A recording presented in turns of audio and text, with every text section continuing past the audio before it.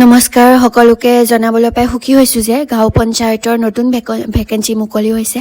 গতিকে যিসকলে এপ্লাই কৰিব খুজিছে তেওঁলোকে এই ভিডিঅ'টো শেষলৈকে চাব আৰু এই ভিডিঅ'টোত মই আপোনালোকক জনাম যে এডুকেশ্যনেল কোৱালিফিকেশ্যন কিমান হ'ব লাগিব চেলাৰী কিমান পাব আপোনালোকে ইয়াত সিলেক্ট হোৱাৰ পিছত আৰু মোষ্ট ইম্পৰ্টেণ্টলি ইয়াৰ সিলেকশ্যন প্ৰচেছটো কেনেধৰণৰ হ'ব গতিকে ভিডিঅ'টো শেষলৈকে চাই থাকিব প্ৰথম হৈছে ভেকেন্সিটো আমাৰ অৰ্গেনাইজেশ্যনৰ নাম হৈছে পঞ্চায়ত ৰাজ ডিপাৰ্টমেণ্ট আৰু পোষ্ট নেম হৈছে আপোনালোকৰ পঞ্চায়ত সচিব lower division clerk revenue staff copywriter junior field and investigator livestock assistant and other post total post ইয়াত হৈছে 25311 and apply mode আপোনালোকে কেনে ধৰণে এপ্লাই কৰিব পাৰিব আপোনালোকে এপ্লাই কৰিবলৈ হলে ইয়াত অনলাইন সিস্টেম আছে আপোনালোকে অফিচিয়েল ৱেবছাইটত গৈ এপ্লাই লিংক পাব নাইবা মোৰ হোৱাটছআপ গ্ৰুপত আপোনালোকে আহি তাতে আপোনালোকে অনলাইন কৰা লিংক পাব তাতে আপোনালোকে এপ্লাই কৰিব পাৰিব তাৰ পিছত ইয়াত আপোনাৰ কোনে এপ্লাই কৰিব পাৰিব ইয়াত আপোনালোকৰ অল ইণ্ডিয়াৰ মেল ফিমেল সকলোৱে এপ্লাই কৰিব পাৰিব এতিয়া আহিলে আপোনালোকৰ এজ লিমিট আপোনালোকৰ মিনিমাম এজ আৰু মেক্সিমাম এজ কিমান হ'ব লাগিব প্ৰথম হৈছে মিনিমাম এজ আপোনালোকৰ 18 বছৰ হ'ব লাগিব আৰু মেক্সিমাম এজ হৈছে 40 বছৰ হ'ব লাগিব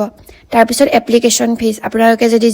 জেনাৰেল বা ওবিসি কাষ্টৰ হয় তেতিয়ালে এপ্লিকেশন ফিজ হৈছে 100 रुपीस এসসি এসটি পিডব্লিউ কাৰণে এপ্লিকেশন ফিজ হৈছে 100 रुपीस পেমেন্ট মোড আপোনালোকে অনলাইনত পে কৰিব লাগিব ক্ৰেডিট কাৰ্ড ডেবিট কাৰ্ড অৰ নেট বেংকিং বা আদাৰ মেথড ইউজ কৰি পেলাই আপোনালোকে পেমেন্টটো কৰিব লাগিব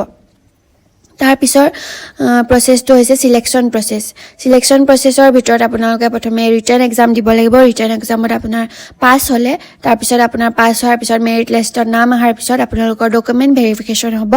আৰু ডকুমেন্ট ভেৰিফিকেশন হোৱাৰ পিছত আপোনালোকে এই চাকৰিটো পাব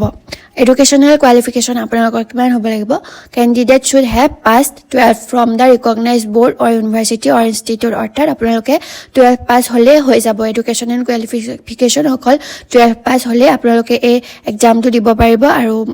যদি আপোনালোকে পাস কৰে তেতিয়াহলে ডকুমেন্ট ভেৰিফিকেশনৰ পিছত আপুনি এই জবটো পোৱাৰ চান্স থাকিব আৰু আপোনালোকৰ কম্পিউটাৰৰ নলেজ থাকিব লাগিব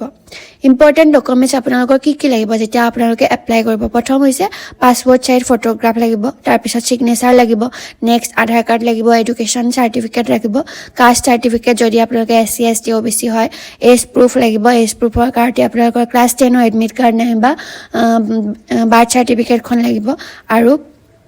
আপোনালোকে নোটিফিকেশনটো চাবলৈ হলে অফিচিয়েল ৱেবছাইটত গৈ চাব আৰু তাৰ কাৰণে আপোনালোকে মোৰ হোৱাটছআপ গ্ৰুপত আহিলে আপোনালোকে অনলাইন কৰা লিংকটো পাব লগতে অফিচিয়েল নোটিফিকেশন কোড ৰিলিজ হ'ব তাৰ লিংকটো আপোনালোকে পাব গতিকে ইয়াত আপোনালোকে এপ্লাই কৰিবলৈ অকল 12 পাস হলেই হ'ব সকলো মেল ফিমেল ইণ্ডিয়া সকলো মেল ফিমেলে এপ্লাই কৰিব পাৰিব আৰু ইয়াত অকল সিলেকশন প্ৰসেসৰ ভিতৰত আপোনাৰ এটা সৰু এক্সাম হ'ব এক্সামটোত পাস হলে আপোনালোকৰ ডকুমেন্ট ভেৰিফিকেশন হ'ব ডকুমেন্ট ভেৰিফিকেশনৰ পিছত আপোনালোকৰ জবটো পাই যাব আৰু আপোনালোকৰ ইয়াত এপ্লিকেশন ফিজও কম হয় 100 रुपीसে হয় জেনাৰেল ওবিসি এসসি এসটি কাৰণে গতিকে আপোনালোকে এবাৰ ট্ৰাই কৰি চাব পাৰে সকলো এক্সামতে আপোনালোকে ট্ৰাই কৰি চাব লাগে হয় নাই